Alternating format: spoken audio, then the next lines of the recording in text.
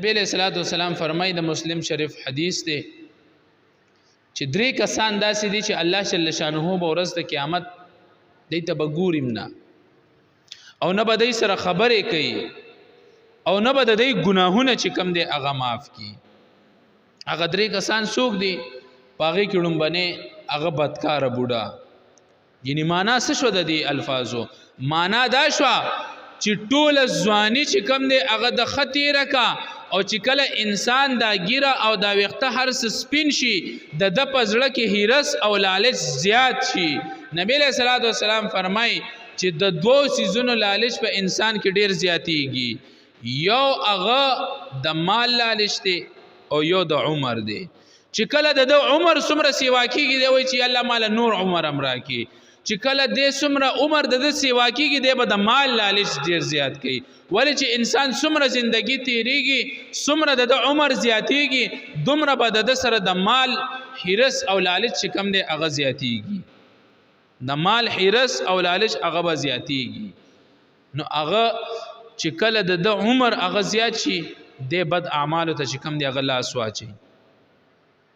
بیا زما او ستا په معاشره کې د ډیر د تشریح ضرورت نشته. و یاره دا بابا دا ډیر روان دی وي، دا پلانکې مشر دا ډیر روان دی وي، دی داسې کارونه کوي، دی داسې کارونه کوي. هغه الفاظ داسې دي چې مونږ اوس په خپل خوله باندې نشو بیانولی، نامناسب ده او اشارتاً مونږ بیانو، خلک ته په خپله بس پوهېږي په دې باندې چې یاره دا پلانکې بوډا داسې دی، دا پلانکې مشر داسې دی، دا داسې دا داسې.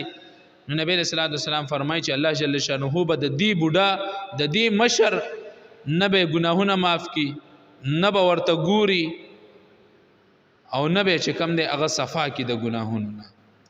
بیا په دویم نمبر په هغې کې چې کم دی هغه دروغجن بادشاه.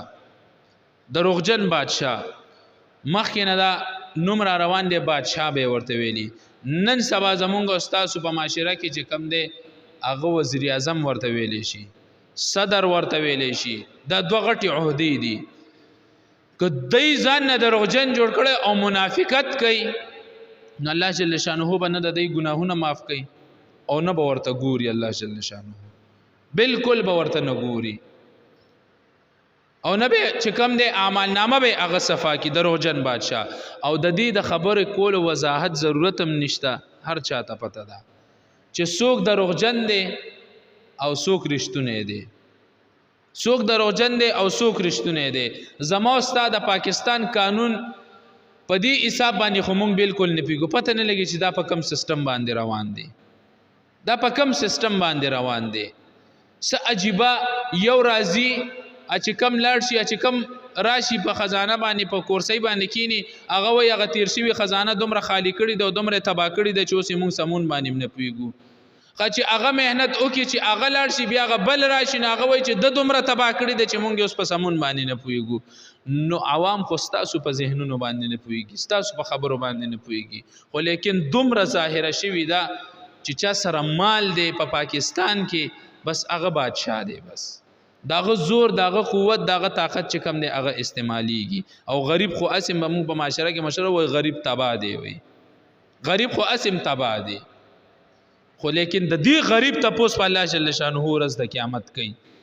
او دې غریبانو ته زه دا پیغام ورکوم چې کم غریبانو سره ظلم کیږي، کم سره زیاتې کیږي، دا مشران چې کم ناستي په دې کرسو باندې په دې عهدو باندې ناستي ورځ د قیامت په الله جل شانه د دوی حساب مونږ سره کوي. یو سیز بدله به الله جل شانه دوی ناخلي. دې غریبانو ته زه په خپل ځاني غریب یم. د دې فیصله به الله جل شانه ورځ د قیامت کوي. مونږ ته قیامت ورځ پرته ده او هغه د انصاف ورځ چې کم دی هغه پرته ده. که تا په عدالت باندې تله او ترازو تصویر دی لګولی دی او ترازو دی هغه جوړ کړی دی او ایښی دی، خو لیکن ستا په عدالت کې هغه انصاف نشته دی، انصاف پکې بالکل نشته دی. دا خبره بل طرف ته ځي. دا صرف او صرف د حق او د ظلم هغه خبره کوم چې ورځ قیامت شته الله جل شانه به د یو خبرې حساب کوي.